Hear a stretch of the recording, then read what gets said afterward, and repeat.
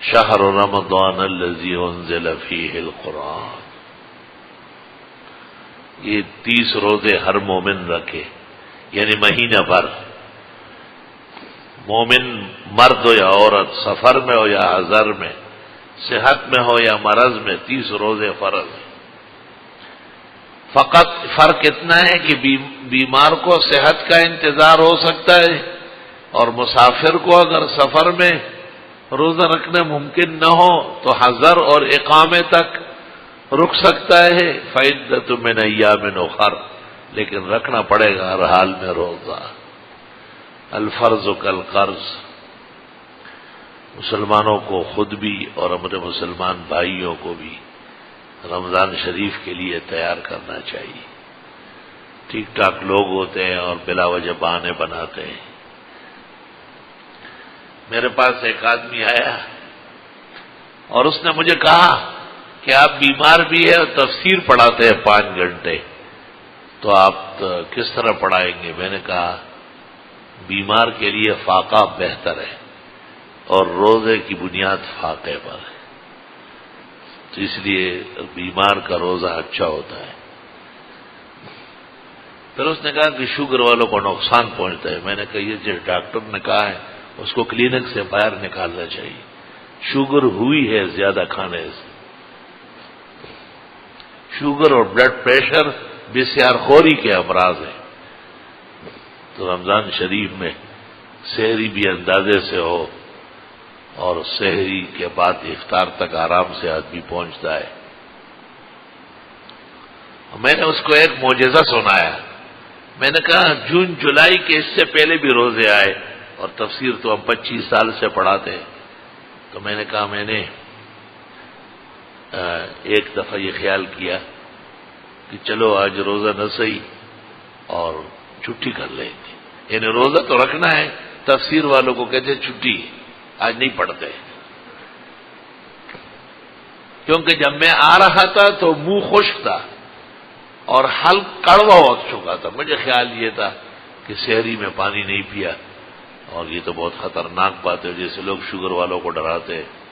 ایک بہت بڑا آدمی ہے اور ہائی کورٹ کا سینئر جج ہے اور نیک آدمی ہے، وہ میرے پاس آیا اور اس نے مجھے کہا رمضان میں کوئی کام نہیں کرتا کیونکہ میں 25 اور 30 گلاس پانی سحری میں پیتا ہوں۔ میں نے اپنے ساتھیوں کو کہا، میں نے کہا وہ جج ہونا، ہائی کورٹ کا سینئر ہونا وہ اپنی جگہ کمال، مگر بے کمال لوگوں میں رہا ہے۔ اتنا پانی تو بھینس نہیں پی سکتی، یہ تو اتنے بھینس سے بھی 2 قدم آگے ہو گئے، ضرورت کیا ہے اس کی؟ 4-5 گلاس سے آدمی آرام سے رات تک ہوتا ہے۔ میں نے کہا بے کمال لوگوں کے ساتھ صحبت کیے، انہوں نے اس کو بالکل درندہ بنایا ہوا ہے۔ میں نے کہا بہتر یہ نہیں ہے جج صاحب کہ آپ کسی برتن پانی میں یا اپنے آپ کو فریج کے اندر ہی بند کر لیں، قصہ ختم ہو جائے۔ یہ کون کہتا ہے یہ کہ اس طرح روزہ فرض ہوتا ہے؟ خیر، جس وقت میرا حلق بھی کڑوا تھا اور منہ بھی خشک تھا، میں نے کہا کہ چلو جب یہاں تک آ ہی گئے تفسیر میں تو 1-2 رکوع پڑھ لو، اس کے بعد اعلان کر لو، جب اور تکلیف پڑ جائے گی تو اجر تو اللہ دے گا۔ لا الہ الا اللہ محمد الرسول اللہ مسجد کے پرقدس ماحول میں ہے۔ مجھے اندازہ نہیں ہوا 1 پارہ پورا ہونے لگا، سامنے میں نے دیکھا تو 1:10 ہو رہا ہے، صبح 8 بجے کا بیٹھا ہوا۔ یہ قرآن کا معجزہ ہے بالکل۔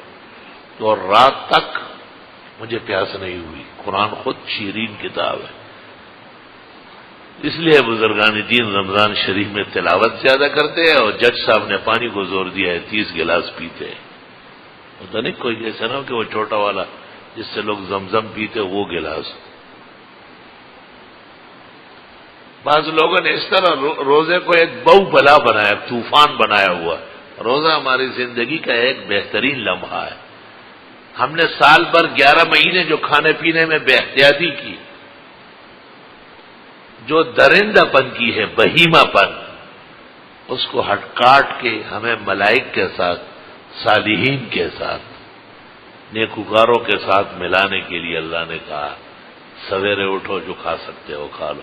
اتنا سویرے کون کھا سکتا ہے؟ کم کھاؤ، یہ مطلب ہے۔ اتنا نہیں کھاؤ کہ سیری کی ہے، آنکھیں بند ہے، گردن گری ہوئی ہے، جیسے گائے گردن گرا لیتی ہے تو کہتے کاٹ دو اس کو، مردار ہو رہی ہے، اور کٹھی دکھا رہے آ رہے یہ روزے کی روح کو قتل کرنا ہے۔ حدیث شریف میں تو ایسے کھانے پہ لعنت آئی ہے جس کے بعد انسان نہ رہے۔ سحری کے لیے تو حدیث میں ہے کہ تمہیں قوت آ جائے اور عبادت شوق سے کر سکو، بس اتنی سحری ہو۔ حدیث شریف میں یہ بھی ہے کہ چند گھونٹ پانی یا چند گھونٹ دودھ کے یا چند کھجور ہے، بس یہ مومن کی سحری کافی ہے۔ یہ نہیں کہ آپ اتنا کھائے کہ افطار کا وقت ہو جائے اور وہ سحری ہضم نہ ہوئی ہو، یہ تو آپ نے روزے کے مقصد کے بالکل خلاف کر لیے۔ تو روزے سے